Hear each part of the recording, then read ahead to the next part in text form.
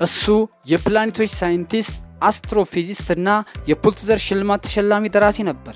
የአፖሎ ጠፈርተኞች ወደ ጨረቃ ከመሄዳቸው በፊት ስልጠና የሰጠና የመጀመሪያዎቹ የሮቦት አሳሾች ወደ ሩቅ ፕላኔቶች የሚያደርጉትን ጉዞ የመራ ሰው ነው። ነገር ግን በዓለም ዙሪያ ለሚገኙ በሚሊዮኖች የሚቆጠሩ ሰዎች ካርል ሴጋን ከዚህም በላይ ነበር። እሱ ዩኒቨርስ እንደ ቤታችን እንዲሰማን ያደረገ ሰው ነው። በቀዝቃዛው ጦርነት ስጋትና በሳይንስ ውስብስብነት ዘመን በቤተ ሙከራ ቀዝቃዛ ስሌቶችና በሰው ልጅ ነፍስ ታላቅ መደነቅ መካከል እንደ ድልድይ ሆኖ ቆሟል። ዛሬ ሁላችንም ከከዋክብት ቅንጣቶች የተፈጠርን መሆናችንን ያስተማረንን ሰው ሕይወት እንቃኛለን። ይህ የካርል ሴጋን ታሪክ ነው። ካርል ኤድዋርድ ሴጋን በ1934 በብሩክሊን ኒውዮርክ ተወለደ። አባቱ ልብስ ሰፊ፣ እናቱ ደግሞ የቤት እመቤት ነበሩ። እነሱ ሳይንቲስቶች አልነበሩም፣ ነገር ግን ለካርል ከዚያ የበለጠ አስፈላጊ ነገር ሰጡት።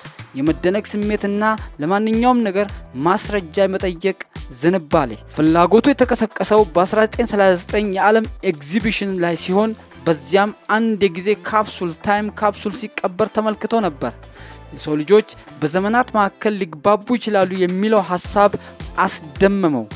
ነገር ግን ትልቁ ለውጥ የመጣው በሕዝብ ቤተ መጻሕፍት ውስጥ ነው። ካርል ቤተ መጻሕፍት ጠባቂዋን ስለ ከዋክብት ወይም ስታርስ የሚናገር መጽሐፍ ጠየቃት። እሷ ግን ስለ ፊልም ተዋናዮች ወይም ሙቪ ስታርስ የሚናገር መጽሐፍ ሰጠችው። እሱም በትህትና እምቢ ብሎ ስለ እውነተኛዎቹ ከዋክብት የሚናገረውን መጽሐፍ ፈለገ። እነዚያ ጥቃቅን የብርሃን ነጥቦች በእውነቱ ፀሐዮች መሆናቸውን እና በጣም ርቀው ስለሚገኙ ብቻ እንደ ነጥብ እንደሚታዩ ሲረዳ ዓለምን የሚያይበት ሚዛን ተቀየረ። ምድር በአንድ ሰፊ ሰፈር ውስጥ ያለች አንዲት ትንሽ ቦታ መሆኗን ያኔ ተገነዘበ።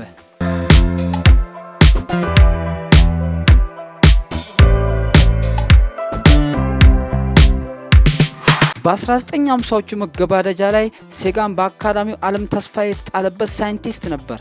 ነገር ግን እሱ እንደተለመደው በቴሌስኮፕ ብቻ የሚያይ የስነ ፈለክ ተመራማሪ አልነበረም።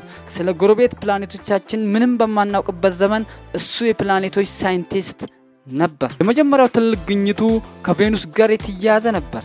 በ60ዎቹ መጀመሪያ ላይ ብዙዎች ቬኑስ ከደመናዎቿ በታች ሞቃታማ ገነን ሊኖራት ይችላል ብሎ ያስቡ ነበር። ሴጋን ግን መረጃዎችን በመተንተን አንድ አዲስ ሐሳብ አቀረበ። ቁጥጥር የማይደረግበት የግሪን ሃውስ ውጤት ረናዌይ ግሪን ሃውስ ኢፌክት።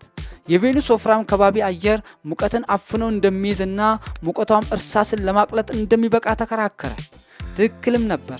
ይህ ግኝት በኋላ ላይ በምድር ላይ ላለው የአየር ንብረት ጥበቃ ንቅናቄ ትልቅ መነሳሳት ሆነው። ቀጥሎም ወደ ማርስ ዞረ። ለብዙ አስርት ዓመታት ሰዎች በማርስ ላይ በላቀ ስልጣኔ የተገነቡ ቦዮች ወይም ካናልስ እንዳሉ ያምኑ ነበር። ሴጋን ግን መረጃውን መርምሮ በማርስ ላይ የሚታዩት ተለዋዋጭ ቀለሞች እጽዋት ወይም ቦዮች ሳይሆኑ መላውን ፕላኔት የሚሸፍኑ ታላላቅ የአሸዋ አውሎ ንፋሶች መሆናቸውን አሳየ።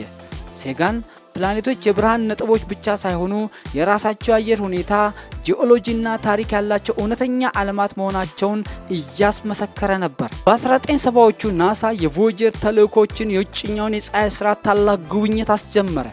ሴጋን ይህን ተልእኮ እንደ መረጃ መሰብሰቢያ ብቻ ሳይሆን ለዩኒቨርስ የመናገሪያ እድል አድርጎ ተመለከተ። እሱ የቮየጀር ወርቃማ ሰሌዳን ያዘጋጀው ኮሚቴ ሰብሳቢ ነበር። ይህ ሰሌዳ በጠፈር ውቅያኖስ ውስጥ እንደተጣለ በጠርሙስ ውስጥ ያለ መልእክት ነበር። ሰሌዳው 115 ምስሎችን፣ በ55 ቋንቋዎች የተነገሩ ሰላምታዎችና ከምድር የተወጣጡ ድምጾችን፣ አንዲት እናት ለአዲስ የተወለደ ልጇ ከምትገልጻቸው የመጀመሪያ ቃላት ጀምሮ እስከ ሞዛርትና ቼክ ቤሪ ሙዚቃዎች ድረስ የያዘ ነበር።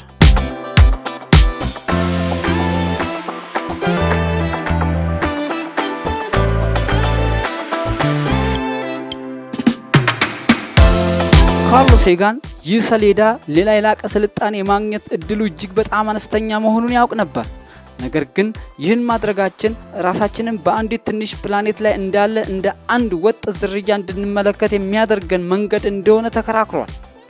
ይህ ለወደፊት ትውልድ የተሰጠ ስጦታና ለሰው ልጅ ተስፋ ምስክር ነበር። በ1980 ካርል ሴጋን ትልቁን ድፍረት የተሞላበት ሙከራ አደረገ። ኮስሞስ የግል ጉዞ በተሰኘ ፕሮግራሙ ሳይንስን በዋና የቴሌቪዥን ስርጭት ሰዓት ወደ ህዝብ አወጣ። በወቅቱ በቴሌቪዥን የሚቀርቡ የሳይንስ ፕሮግራሞች ደረቅና አካዳሚያዊ ነበሩ። ሴጋን ግን ጨዋታውን ቀየረው። ከስታር ዋርስ ፊልም ጋር የሚወዳደር ልዩ ምስሎችን ስፔሻል ኢፌክትስ ተጠቀመ። ዓለም በሚማርክ ቅኔያዊ እና ለስላሳ አገላለጽም አስረዳ።